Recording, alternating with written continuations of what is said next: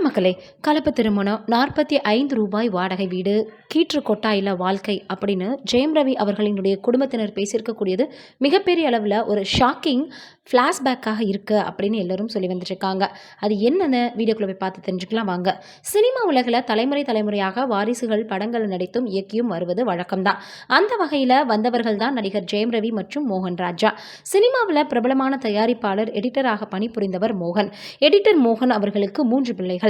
இவருடைய மகன்கள் தான் மோகன் ராஜா மற்றும் ஜெயம் ரவி மோகன். மூத்த மகன் மோகன் ராஜா திரைப்படங்களை இயக்கும் இயக்குனராக பணிபுரிகிறாரு. இவர் சில படங்களில் நடிச்சும் இருக்காரு. மகள் ரோஜா மருத்துவத்துறையில் பணிபுரிகிறாங்க. இளைய மகன் ஜெயம் ரவி பற்றி சொல்லவே வேண்டியது கிடையாது. தமிழ் சினிமா உலகில் முன்னணி நடிகர்களில் ஒருவராக திகழ்பவர். இவருடைய எல்லா படங்களுமே பிளாக் பஸ்டர் படம் தான். அந்த அளவுக்கு அவருடைய படங்கள் இருக்கும்.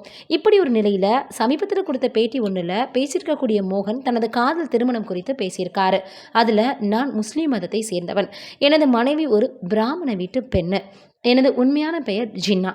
நடிகர் தங்கவேல் வீட்டில்தான் நான் சிறு வயதில் இருந்து வளர்ந்தேன். தங்கவேலுவுக்கு குழந்தைகள் இல்லாததால் அவர் என்னை குழந்தையாக தத்தெடுத்து வளர்த்து வந்தார். அவர்தான் எனக்கு மோகன் அப்படின்னு பெயர் சுற்றினார். தங்கவேல் மூலம்தான் நான் சினிமாவில் எடிட்டிங் பணிகளை கற்றுக்கிட்டேன். எனக்கும் என் மனைவி வரலட்சுமிக்கும் 3 முறை திருமணம் நடைபெற்றுச்சு அப்படின்னு சொல்லியிருக்காரு. அதே போல் பேட்டியில் பேசிய ஜெயம் ரவி, முதலில் நாங்கள் ரூபாய் 45க்கு தான் வீட்டுக்கு வாடகை எடுத்து இருந்தோம். அதுக்கே வீடு கிடைக்காம நாங்கள் கஷ்டப்பட்டோம். அப்படி இருக்கும்போது நாங்கள் முதலில் ஒரு கீற்று வீட்டில் எங்களுடைய வாழ்க்கையை தொடங்கினோம். காற்றடிக்கும் போது அந்த கீற்று கீழே விழும். அப்படி தான் சாதாரணமாக எங்களுடைய வாழ்க்கையை தொடங்கினோம். நான் பிறந்ததே ஓட்டு வீட்டில் இருக்கும்போது தான். நான் பிறந்ததுக்கு அப்புறம்தான் வீடு, கார் எல்லாமே வாங்கினதா அப்பா சொல்லுவார். இந்த அளவுக்கு வந்திருக்கக்கூடியது இந்த விஷயம், இந்த ஒரு வளர்ச்சி அப்படின்னா அது என்னுடைய தந்தை தான் காரணம்னு ரொம்பவே பார்த்தீங்கன்னா ஓப்பனாக பேசியிருக்காரு. தெலுங்கு சினிமாவில் மிகப்பெரிய தயாரிப்பாளர் ஆவார். அவர் எங்களால் தமிழ் சினிமாவுக்குள்ளே வந்துட்டார். என் அப்பா என்னை நம்பி என் மகனுக்காக செய்கிறேன்னு சொல்லி படம் தயாரித்தார். பல பேர் என்னை நம்பி இவ்வளவு பணம் போடலாமான்னு கூட கேட்டிருக்காங்க. என் மகனுக்காக நான் எதையும் செய்ய தயார் அப்படின்னு என்னுடைய தந்தை சொன்னார்.